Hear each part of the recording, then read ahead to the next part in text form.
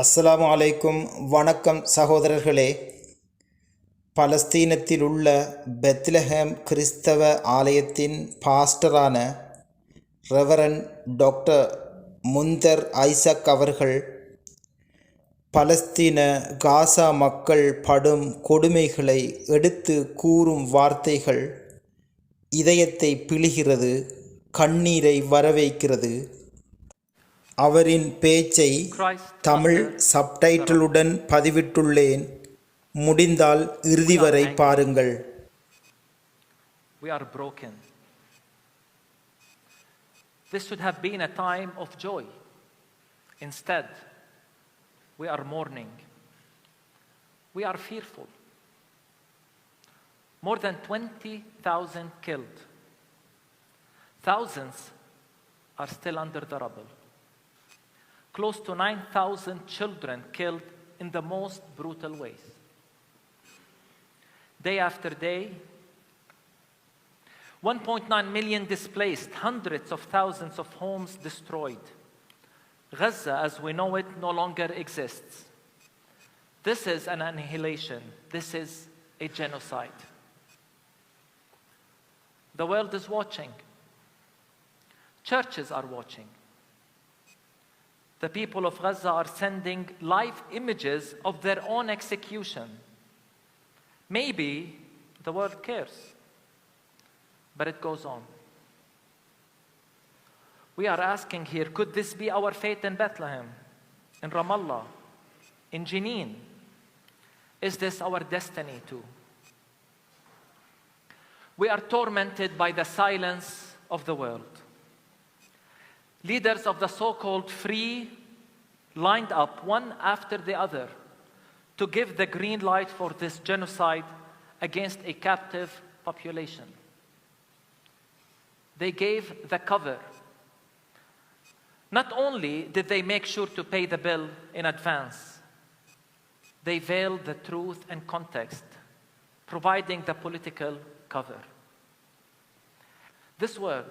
This war has confirmed to us that the world does not see us as equal. Maybe it's the color of our skins. Maybe it is because we are on the wrong side of a political equation. Even our kingship in Christ did not shield us. So they say, if it takes killing 100 Palestinians to get a single Hamas militant, then so be it. We are not humans in their eyes. But in God's eyes, no one can tell us that. The hypocrisy and racism of the Western world is transparent and appalling. They always take the word of Palestinians with suspicion and qualification. No, we're not treated equally. Yet on the other side, despite a clear track record of misinformation, lies, their words are almost always deemed infallible. To our European friends, I never ever want to hear you lecture us on human rights or international law again. And I mean this. We are not white, I guess. It does not apply to us according to your own logic.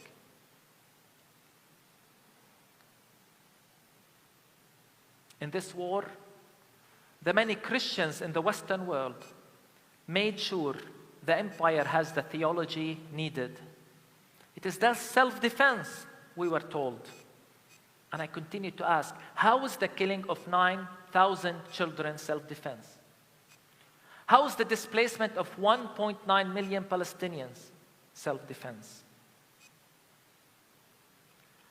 In the shadow of the empire, they turned the colonizer into the victim and the colonized into the aggressor. Have we forgotten that the state they talked to, that state was built on the ruins of the towns and villages of those very same Gazans? Have they forgot that? We are outraged by the complicity of the church. Let it be clear, friends. Silence is complicity. and empty calls for peace without a ceasefire and end to occupation, and the shallow words of empathy without direct action, all under the banner of complicity. So here is my message. Gaza today has become the moral compass of the world. Gaza was hell before October 7th, and the world was silent. Should we be surprised that there's silence now? If you are not appalled by what is happening in Gaza, if you are not shaken to your core, there is something wrong with your humanity. And if we as Christians are not outraged by the genocide, by the weaponization of the Bible to justify it, there is something wrong with our Christian witness, and we are compromising the credibility of our gospel message.